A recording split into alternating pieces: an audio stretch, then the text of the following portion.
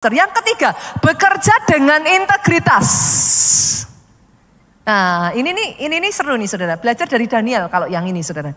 Daniel 6 ayat 4 sampai 5. Maka Daniel ini melebihi para pejabat tinggi. Jadi dia pinter. Dan para wakil raja itu. Karena ia mempunyai roh yang luar biasa. Dalam bahasa Inggrisnya excellent spirit. Roh yang excellent. Raja bermaksud menempatkannya atas seluruh kerajaannya. Karena dia pinter, dia hebat, dia excellent pekerjaannya. Ditempatkan raja atas seluruh pekerjaannya, kerajaannya. Ayat 5. Kemudian para pejabat tinggi dan wakil raja itu mencari alasan dakwaan terhadap Daniel dalam hal pemerintahan. Tetapi mereka tidak mendapat alasan apapun atau sesuatu kesalahan sebab ia setia. Dan tidak ada didapati sesuatu kelalaian atau sesuatu kesalahan padanya. Nah ini, perhatikan ke depan Bapak Ibu, boleh saya tanya? Menurut saudara, kalau saudara diangkat naik jabatan happy enggak? Seneng enggak? Happy dong, happy. Saudara naik berkatnya seneng enggak? Yang seneng kan saudara, orang lain belum tentu seneng. Sekeliling saudara belum tentu seneng, saudaranya seneng. Orang diangkat jabatan kok seneng. Tapi belum tentu orang di sekelilingmu seneng. Dengar ini saudaraku. Integritas menjagai engkau pada saat orang di sekelilingmu berusaha menjatuhkan engkau, tidak ada celah. Saudara senang, orang lain belum tentu senang. Dan pada saat orang lain tidak senang, dengar ini Bapak Ibu, mereka akan cari cara menjatuhkan saudara. Integritas menjaga saudara tetap naik dan tidak turun.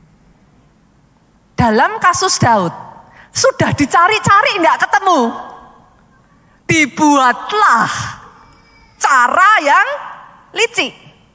Tapi lihat saudaraku, lihat Tuhan itu enggak pernah salah kok. Kita buka yuk, kita buka Amsal 14 ayat 11. Rumah orang fasik akan musnah. Pastor, yang saya lihat enggak kayak begitu deh. Mungkin enggak langsung musnah setahun, enggak langsung musnah 2 tahun, tapi firman Tuhan ya dan amin. Yang mengerti katakan amin. Mungkin 5 tahun belum terjadi. Tapi perkataan Tuhan tuh gak pernah salah. Rumah orang fasik akan musnah. Tetapi kemah orang jujur akan mekar. Jadi.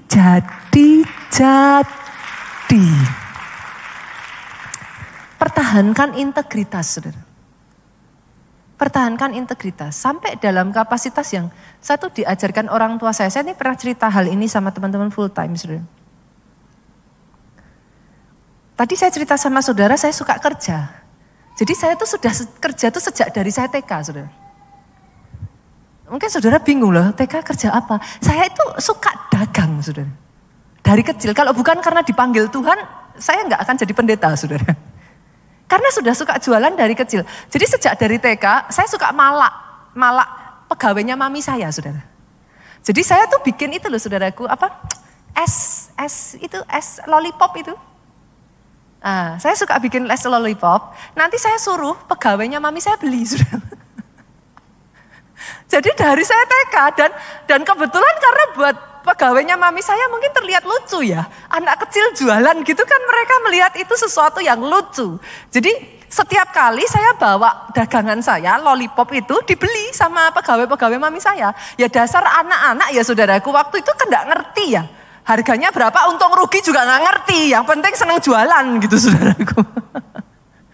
Nah, dan buat mami papi saya karena sama-sama pedagang ya melihat anaknya begitu ya disupport gitu. Karena dianggapnya lucu gitu. Anak kecil TK kok sudah jualan lollipop kayak gitu saudara. Nah ternyata kebiasaan itu terus sampai saya besar juga sama saudara. Saya SMP, SMA itu saya udah jualan. Dari SD, kalau saudara dulu yang seumur saya ya saudara. Pernah gak ingat waktu SD itu kita ada suka jepitan buku ada tulisan nama. Pernah gak ngalami zaman itu ya? Dipotong-potong dari huruf itu, terus dilaminating. Dikasih kayak serbo-serbo itu digunting tuh. Per huruf ada harganya. Saya jualan itu, saudara. Saya pernah jualan itu ketika saya SD. Suka aja. Pokoknya kalau bisa menghasilkan uang sendiri itu saya suka gitu. Ada kebahagiaan tersendiri gitu, saudara. SMP, saya jualan kaos. SMA saya jualan juga. Nah, satu hari ceritanya adalah ketika saya jualan kaos, saudaraku. Satu hari saya jualan kaos, karena saya kan gak bisa bikin kaos. Saya jualan kaos tuh cuman saya cari orang yang jual. Kalau sekarang kan saudara enak ya, ada Shopee, ada Tokopedia, ada apa segala macam. Zaman itu gak ada, saudaraku. Jadi saudara harus cari orang yang jualan, terus saudara cari pelanggan. Saya middleman dapat untung dari situ, saudara. Nah, satu ketika saya dapat orderan besar ribuan, saudara. Itu kalau buat anak SMP kan ya lumayan loh, saudaraku, ribuan loh, saudara. Kalikan berapa itu ya lumayan ya, dapat uangnya kan udah jutaan gitu. Buat anak SMP ya lumayan. Pada saat berjualan, si penjual ini ngomong sama saya, oke, saya jual kaosnya dengan harga sekian ya. Jenis ini harga ini, jenis itu harga itu, sablonnya apanya udah dijelasin semua sama dia. Gitu. Kamu saya kasih waktu 1 minggu, lebih dari 1 minggu harganya berubah ya. Oke. Kita oke, deal. Saya jualin ke pembelinya. Nah, dari si pembeli oke, deal. Masih dalam kurun waktu 1 minggu, jadi harga kan tidak berubah, saudaraku. Ya sudah, saya jual sesuai, tinggal saya ngambil keuntungannya. Saya ambil keuntungannya dan saya udah seneng banget, saudara. Saya udah ngitung, wah ini saya dapat untung berapa, kan gitu. Anak kecil, saudara, uang segitu itu besar. Nah, saya udah happy banget.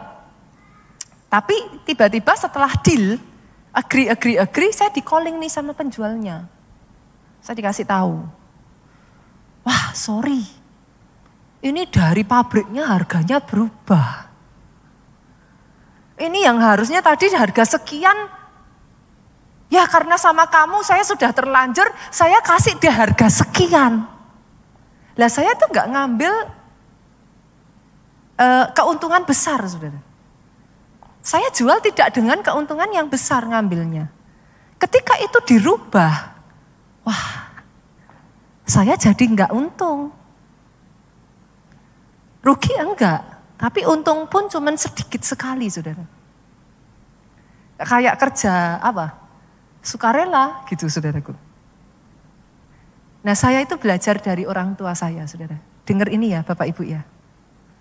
Sekalipun saya nelen ludah, saya telan ludah saya.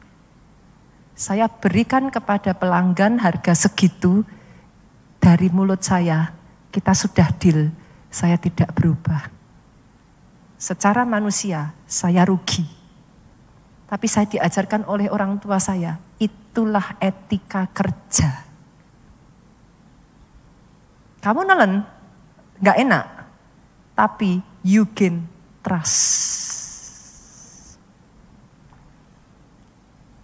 Integritas membuat orang respect, saudara. Dalam Alkitab tuh ngomong gini, biarlah your yes be yes, your no be no. Itu yang namanya integritas, Bapak Ibu. Dan pada saat you exercise integrity, itu gak enak. Tapi as the result, saudara gain trust. Kepercayaan dari pelanggan, pelangganmu bukan hanya 1 kali datang, again, and again, and again, and again.